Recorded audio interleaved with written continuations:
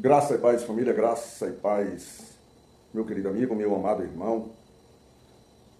Gratidão damos a Deus pela oportunidade de estarmos aqui mais uma vez para caminharmos na palavra do Senhor através da leitura, meditação e do interesse, tá certo? Hoje, 4 de agosto de 2024, né? A madrugada não foi tão boa, no finalzinho da noite.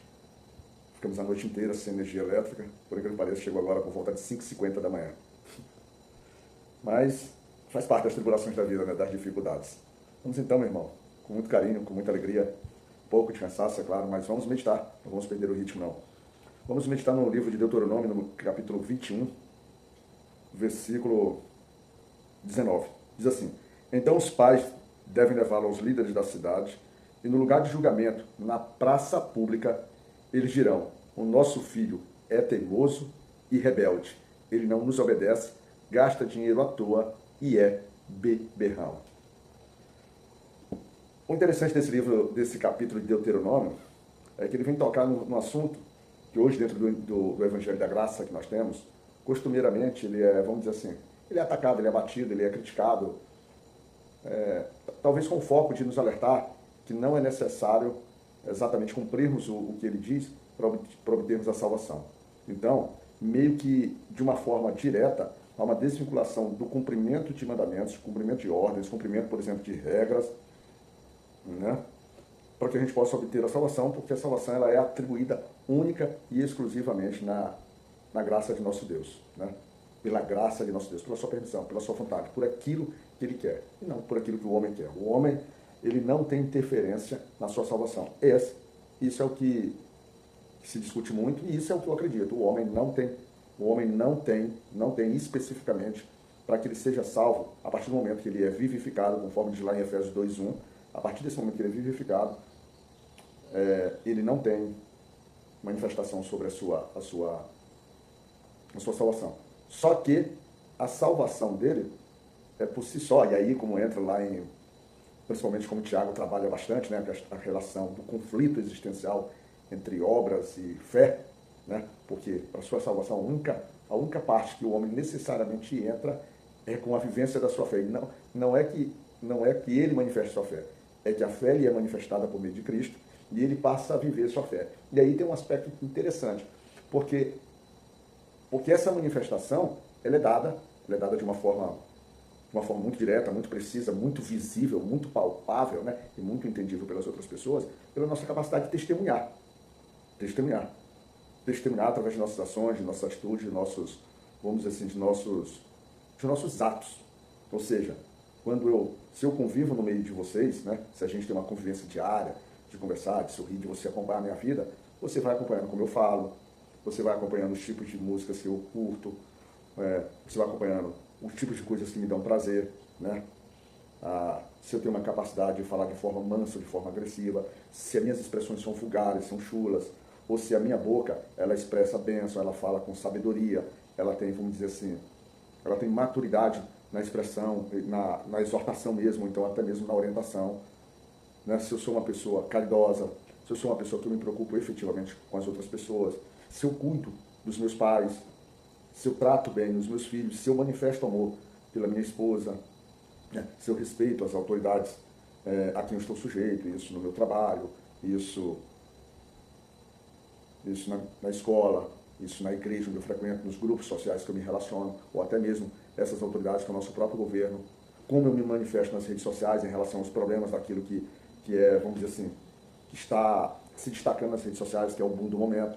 Então, todas as ações, se eu tenho interesse pela palavra do Senhor, se eu mostro amor pela palavra do Senhor, todas essas ações, todo esse conjunto de atributos, eles efetivamente vão denotando, eles vão moldando o meu caráter cristão ou o meu caráter não cristão. E aí é que essa questão de mandamentos, aí essa questão de leis, vamos dizer assim, elas são importantes para que nós, como seres humanos, nos caracterizamos. E aí esse capítulo que nós lemos, em especial esse versículo, ele traz diversas situações, talvez outros capítulos também verão, sobre essa questão de leis. Por exemplo, ele traz questões sobre crime de morte. Quando um corpo, ou seja, quando algo, vamos tratar na nossa cara, quando algo acontece dentro da nossa jurisdição e a gente não consegue identificar quem foi. Então trazia como os sacerdotes, o povo deveria, e as autoridades deveriam, vamos dizer assim, se portar diante de Deus sobre isso. trata também sobre a questão de prisioneiros de guerra, quando os israelitas venciam suas batalhas e se interessavam por alguma mulher que lhe afeiçoava os olhos, e eles tinham interesse nela como mulher, como eles deveriam se portar, atribuindo a eles uma responsabilidade de casamento e de respeito por aquela mulher. Também tinha a questão do direito ao primeiro filho, quando o homem tinha filho com mulheres diferentes, e a quem deveria caber a porção dobrada, a primogenitura, ou seja, o direito especial, né? Tinha também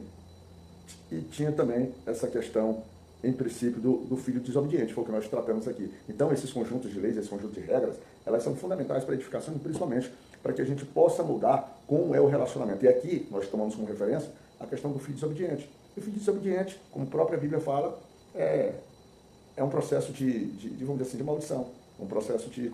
Tanto que nesse capítulo, qual seria a pena para esse jovem, para esse filho? Vem no versículo 21, ele diz assim: aí todos os homens daquela cidade o matarão a pedradas, e assim você tirará o mal do meio do povo. Todos saberão o que aconteceu e ficarão com medo.